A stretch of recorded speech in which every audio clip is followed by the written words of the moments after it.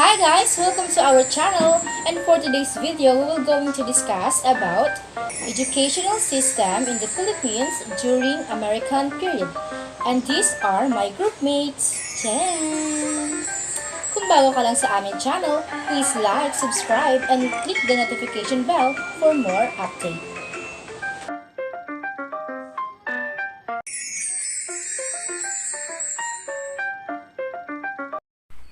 For almost half a century, the United States governed the Philippines.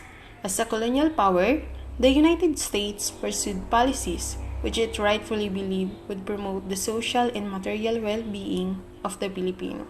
One such policy was the introduction of the American system of education, and so pervasive and far-reaching was its impact and influence on the life and culture of the Filipino during and after the colonial period, that it is generally regarded as the greatest contribution of American colonialism in the Philippines.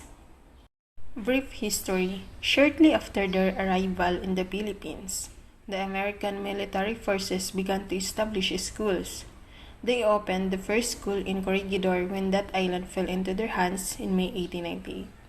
Soon after, they occupied Manila on August 13, 1898.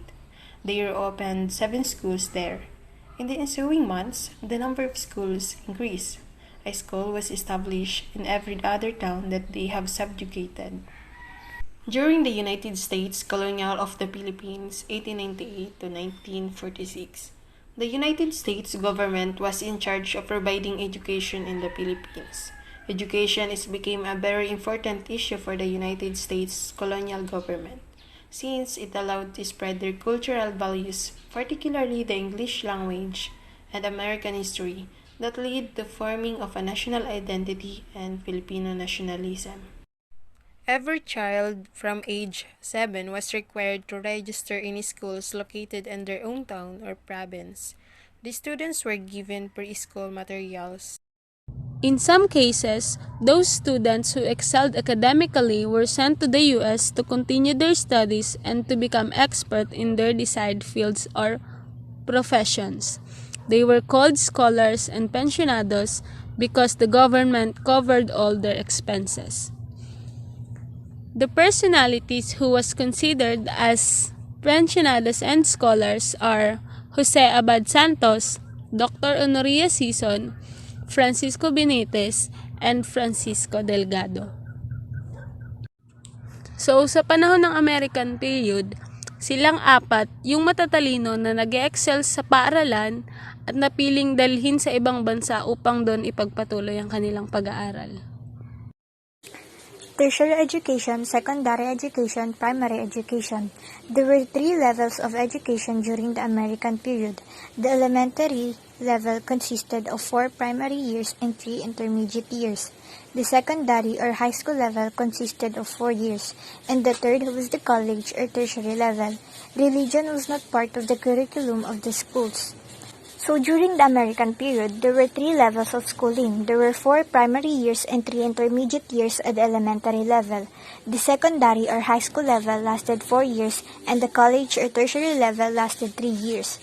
Religion was not included in the school curriculum as it had been throughout the Spanish period.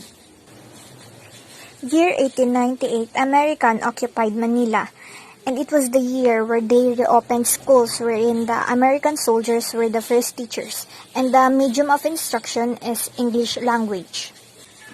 Act No. 372 required all provinces to maintain a provincial high school. 1901, Philippine Normal School was founded to train teachers. 1908, University of the Philippines was established. Several other laws were passed throughout the period. In 1902, Act No. 372 authorized the opening of the provincial high schools. 1908 marked the year when Act No. 1870 initiated the opening of the University of the Philippines, now the country's national university.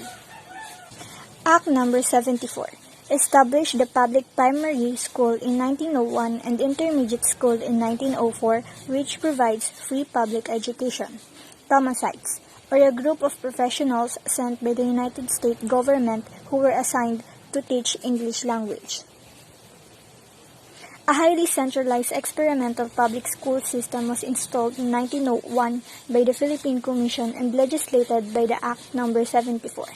The law exposed a severe shortage of qualified teachers, brought about large enrollment numbers in schools. As a result, the Philippine Commission authorized the Secretary of Public Instruction to bring more than 1,000 teachers from the United States, who were called the Thomasites, to the Philippines between 1901 and 1902. Thomasites, volunteer American soldiers, became the first teachers of the Filipinos. Part of their mission was to build classrooms in every place where they were assigned. The American soldiers stopped teaching only when a group of teachers from the U.S. came to the Philippines in June 1901. They came aboard the ship Sheridan. In August 1901, 600 teachers called Thomasites arrived. Their name derived from the ship they traveled on, the USS Thomas. Universities that was built during the American regime. National University 1900s. Philippine Normal School 1901. City of Manila 1914. Philippine Women University 1919. Far Eastern University 1933. The focus of the educational system during American period is to train Filipinos in the democratic way of life, citizenship, moral character, and fundamental of vocational education. And also the goals of Americans in the educational system is to educate and to train in the science of self-government and to spread of democracy and formation of good citizens, including the rights and responsibilities of the people were the focus of American education in the country.